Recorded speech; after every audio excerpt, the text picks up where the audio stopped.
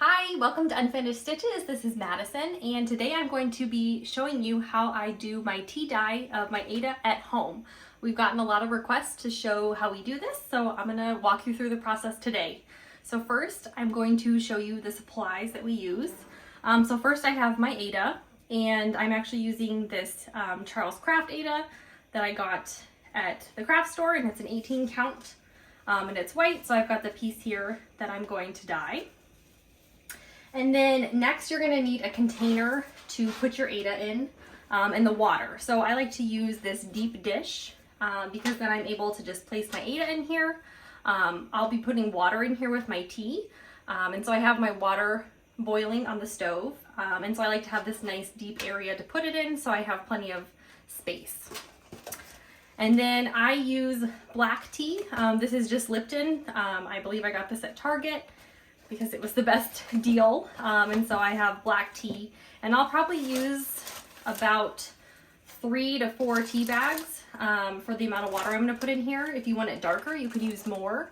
You can always add and do more dyeing. You can't take it away, but you can always add more. So I'm probably gonna use about 4. So I'm gonna go ahead and get those in here. And then the other thing that I like to do is put my Aida in the oven after I've dyed it to kind of give it a modeling look. And so for that, then I use a baking sheet and some parchment paper to put on before I put it into the oven. So I'm gonna go ahead and get this prepared on here, maybe it's stuck.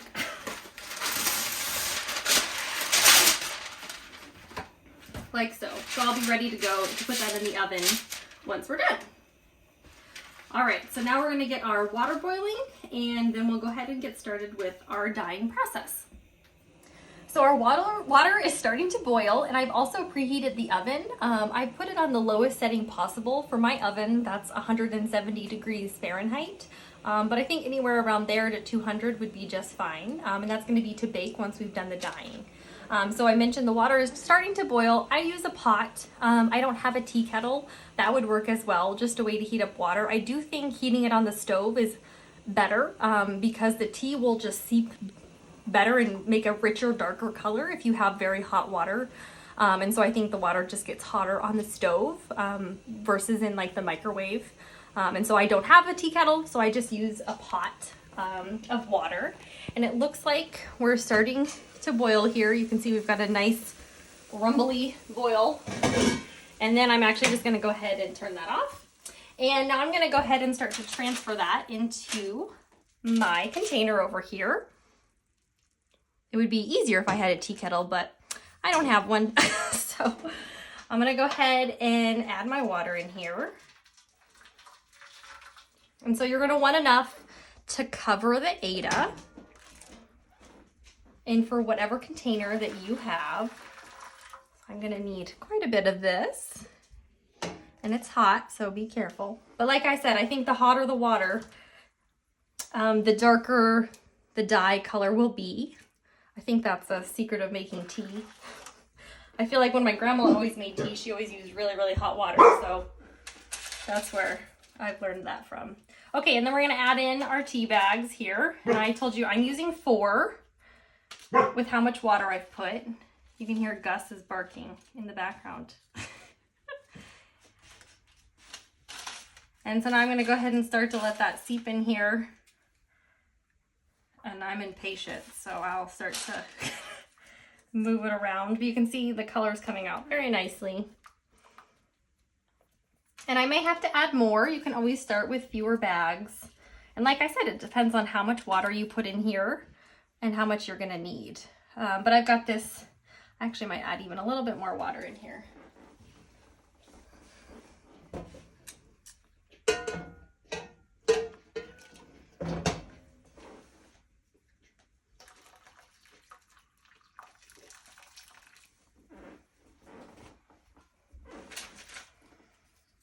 And we're just steeping.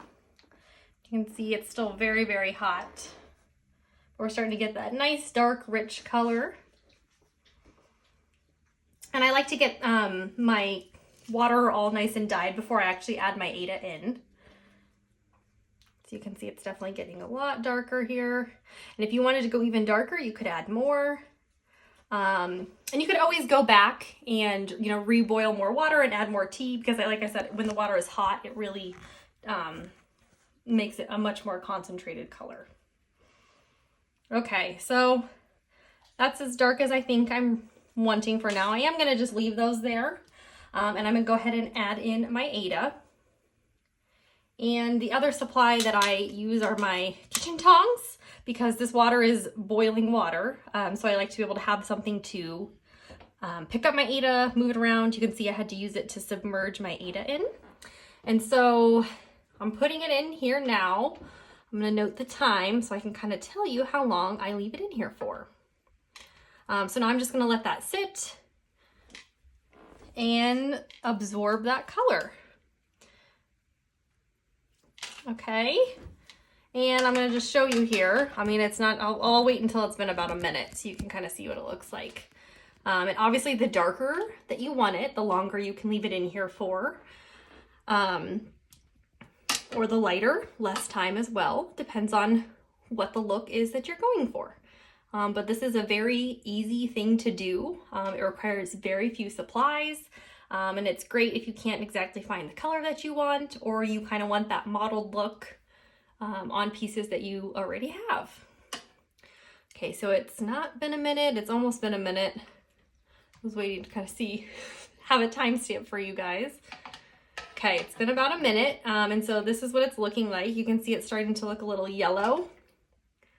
I'm gonna go ahead and put it back in. I'm gonna open it up a little bit to kind of make sure it's getting a nice even color.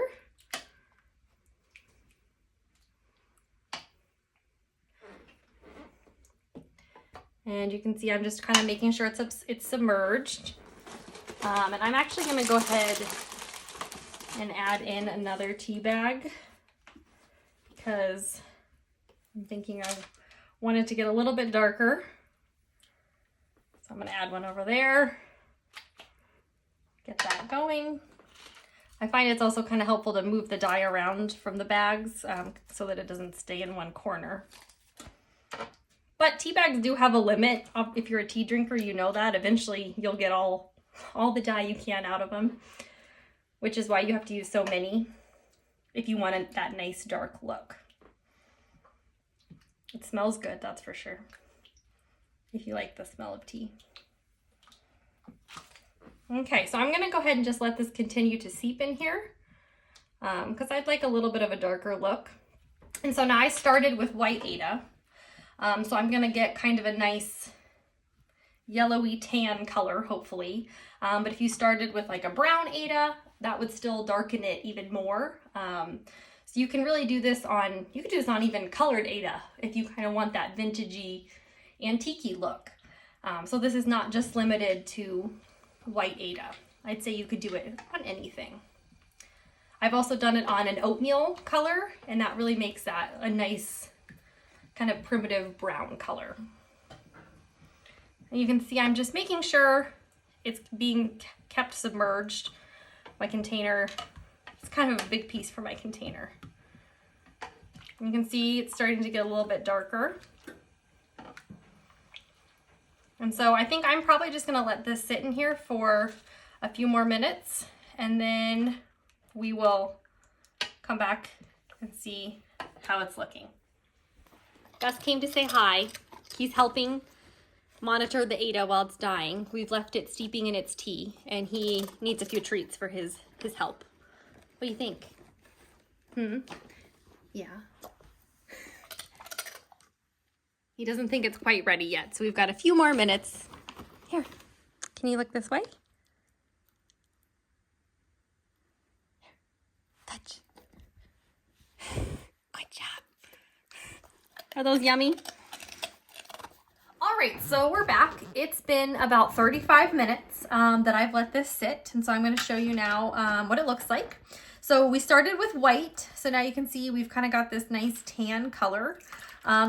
It is harder to dye white Ada because it's just so so stark white.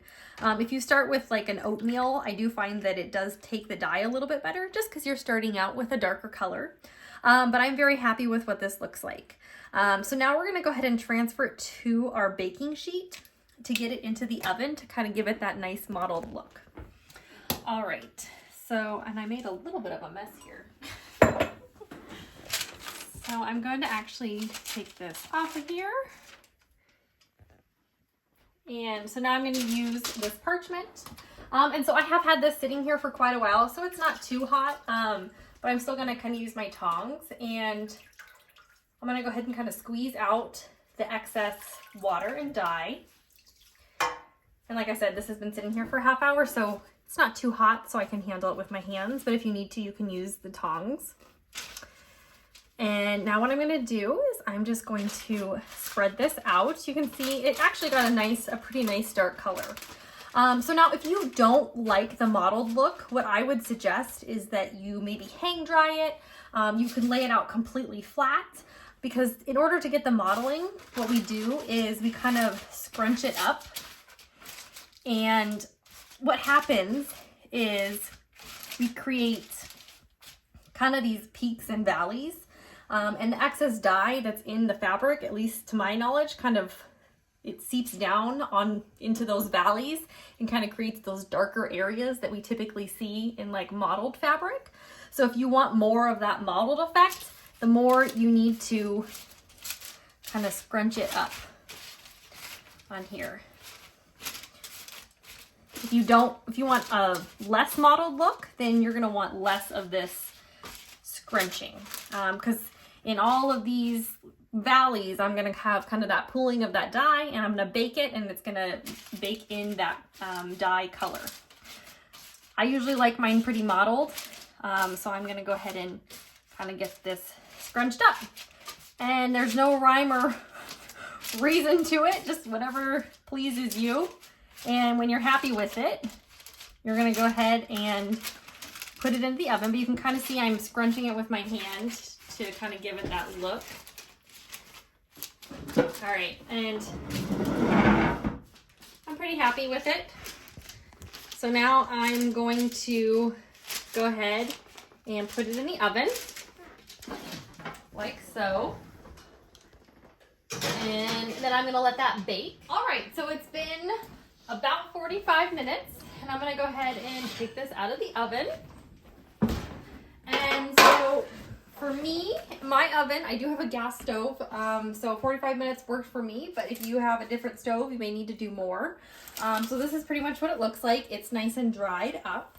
So you can see it dries just like how you modeled it. And now what we can do, careful, it is hot. The pan's hot. It wasn't too hot though. And you can see, look at this nice modeling that you have with your tea. And so I just find that the more modeled you want it, you can see I scrunched mine up pretty good. I'll iron this here when we're done so I can show you guys what it looks like. But the more that you, Gus is playing with this toy, the more you crunch it up, the more you get that kind of mottled look and those deeper areas of that deeper color. And so like I said, I did it for about 45 minutes. It may vary for your oven, but this is what I find works best for me. So I hope this was a helpful video for you to help you learn how to dye your own Ada with some tea. So thank you so much for coming along with me.